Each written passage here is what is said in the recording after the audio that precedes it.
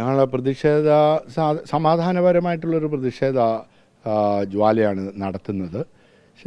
കാരണം ഞങ്ങൾക്ക് ജീവിക്കാനുള്ള ഒരു അവകാശം, ഞങ്ങൾ വീടുകളിൽ ഭയത്തോടെ കഴിയുന്നത്. മിക്കവാറും വീടുകളിൽ എപ്പോഴാണ് ഞങ്ങൾ ആക്രമിക്കപ്പെടുന്നത്? ഞങ്ങൾ രാവിലെ പ്രഭാതത്തിൽ ഞങ്ങൾ ഏതെങ്കിലും കാര്യങ്ങൾ ചെയ്യാൻ പോകുമ്പോൾ പന്നി വന്ന് ആക്രമിക്കും.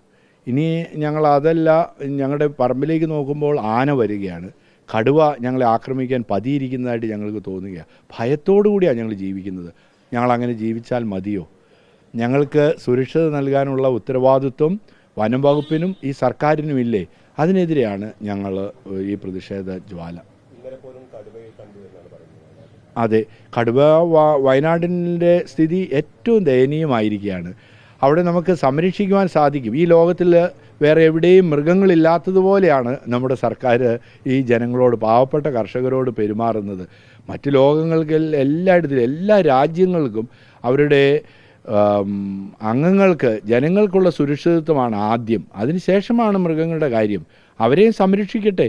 പക്ഷേ ജനങ്ങളുടെ സുരക്ഷിതത്വം നിസ്സാരവൽക്കരിച്ചുകൊണ്ട് സർക്കാരിന് എങ്ങനെ സമാധാനത്തോടെ മുന്നോട്ട് പോകാൻ സാധിക്കും? ഇന്നലെ വയനാട്ടിൽ പ്രതിഷേധിച്ച ആളുകൾക്ക് നേരെ പോലീസ് ലാത്തിചാർജ് പ്രയോഗിക്കുന്നു. അതിനുശേഷം PDPP ആക്ട് പ്രകാരമുള്ള കേസ് എടുക്കുന്നു, ജാമ്യമില്ലാ വകുപ്പ് ചുമത്തുന്നു.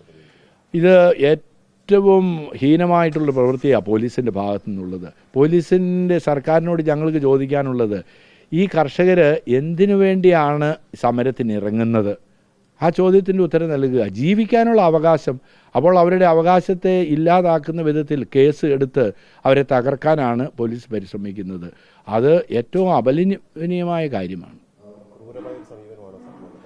തീർച്ചയായിട്ടും വളരെ പുറമേ അവർ വളരെ സംരക്ഷണം നൽകുന്നു എന്ന് തോന്നുന്നുണ്ടെങ്കിലും വനം വകുപ്പും അതുപോലെ സർക്കാരും സത്വരമായ നടപടികൾ കൃത്യസമയത്ത് എടുത്താൽ ഏറ്റവും സുരക്ഷിതമായി ജനങ്ങൾക്ക് ജീവിക്കാൻ സാധിക്കും.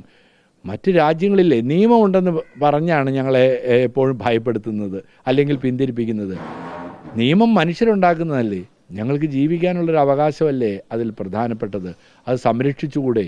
ഇവിടെ കേരളത്തിലെ വനം മറ്റേത് സംസ്ഥാനത്തുള്ളതിനേക്കാൾ കൂടുതൽ വനമുണ്ട്. അതുകൊണ്ട് വനം നമ്മൾ ഇല്ലാതാക്കുന്നില്ലല്ലോ. പക്ഷേ ഞങ്ങൾക്ക് മൃഗങ്ങളെ നിയന്ത്രിക്കാനുള്ള സംവിധാനങ്ങൾ ഉണ്ടായേ മതിയാകൂ. അത് ഉണ്ടാകുന്നത് വരെ ഞങ്ങളുടെ സമര പരിപാടികൾ വിവിധ രൂപത്തിലും ഭാവത്തിലും ഞങ്ങൾ മുന്നോട്ട് കൊണ്ടുപോവുക തന്നെ ചെയ്യും. തീർച്ചയായിട്ടും. കാരണം ഞങ്ങൾക്ക് അനുകൂലമായിട്ടുള്ള സമീപനം ഇല്ല എങ്കിൽ ലോക്സഭാ ഇലക്ഷന് ഞങ്ങൾ ഒരു കർഷക പ്രതിനിധിയെ നിർത്തുക തന്നെ ചെയ്യും. രാഹുൽ ഗാന്ധി അല്ല, ഈ മഹാത്മാഗാന്ധി വന്ന് മത്സരിച്ചാൽ പോലും ഞങ്ങൾ ആളെ നിർത്തും അവിടെ. ഞങ്ങൾ കൽപ്പറ്റ വയനാട് കേന്ദ്രമായിട്ട് ഈ വ്യാഴാഴ്ച 22-ാം തീയതി പ്രതിഷേധ പരിപാടികളുണ്ട്. തുടർന്ന് വീണ്ടും പ്രതിഷേധ പരിപാടികൾ ഞങ്ങൾ ക്രമീകരിച്ചുകൊണ്ടിരിക്കുകയാണ്. വയനാട്ടിൽ വന്നാൽ ഭയമാണ്.